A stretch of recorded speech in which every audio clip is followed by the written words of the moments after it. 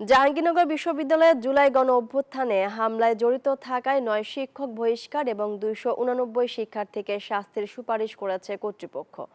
এ বিষয়ে বিস্তারিত জানাতে যুক্ত হচ্ছেন সহকর্মী নাজমুল হুদা। নাজমুল, কখনই সিদ্ধান্ত হলো বহিষ্কৃত শিক্ষকদের সম্পর্কে জানতে পেরেছেন কিনা, আর শিক্ষার্থীরা কি নিষিদ্ধ ছাত্রলীগের সদস্য জানাবেন। আর নাজমুল, কখনই সিদ্ধান্ত হলো বহিষ্কৃত শিক্ষকের সম্পর্কে জানতে পেরেছেন কিনা, আর শিক্ষার্থীরা কি নিষিদ্ধ ছাত্রলীগের সদস্য জানাবেন।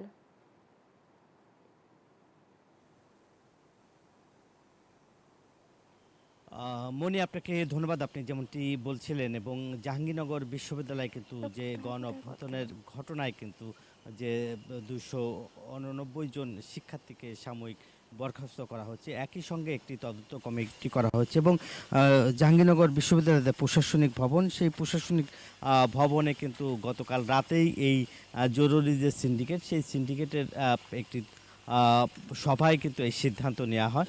যেহেতু এই জাহাঙ্গীরনগর বিশ্ববিদ্যালয়, আপনারা জানেন যে বৈষম্য বিরোধী ছাত্র আন্দোলনের সময় কিন্তু সেই চলাকালীন সময় কিন্তু যে শিক্ষার্থী অর্থাৎ ছাত্রলীগের নিষিদ্ধ ঘোষিত যে ছাত্রলীগ, সেই ছাত্রলীগ নেতাকর্মীরা কিন্তু পুলিশের পাশাপাশি যে তারা কিন্তু অস্ত্র নিয়ে মহড়া দিয়েছিলেন। একই সঙ্গে কিন্তু তারা এই জাহাঙ্গীরনগর বিশ্ববিদ্যালয়ের যে অবস্থা করছিলেন, সেই সময় কিন্তু যে ছাত্রদের উপর এবং শিক্ষার্থীদের উপর যে হামলা চালিয়েছিলেন, সেই ঘটনায় কিন্তু ছাত্রলীগের ২৯ জন শিক্ষার্থীকে বহিষ্কার করা হয়েছে। একই সঙ্গে একটি এই ঈদে জামা জুতো অ্যাক্সেসরিজের ডিসকাউন্ট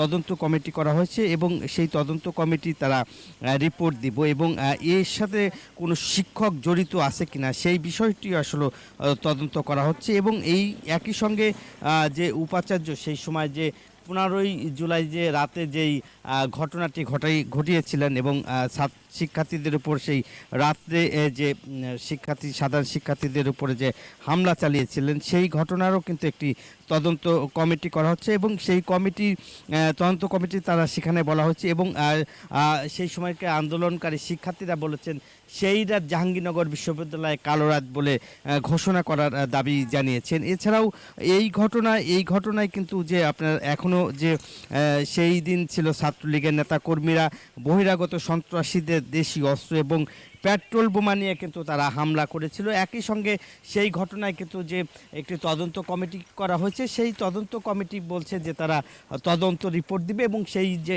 সময় যে তৎকালীন শিক্ষকরা কতটুকু জড়িত সেই বিষয় নিয়েও তারা আলোচনা করেছে। এই ছিল জাহাঙ্গীরনগর বিশ্ববিদ্যালয়ের সর্বশেষ খবর। ফিরে যাচ্ছি স্টুডিওতে। নাজমুল হুদা, আপনাকে ধন্যবাদ।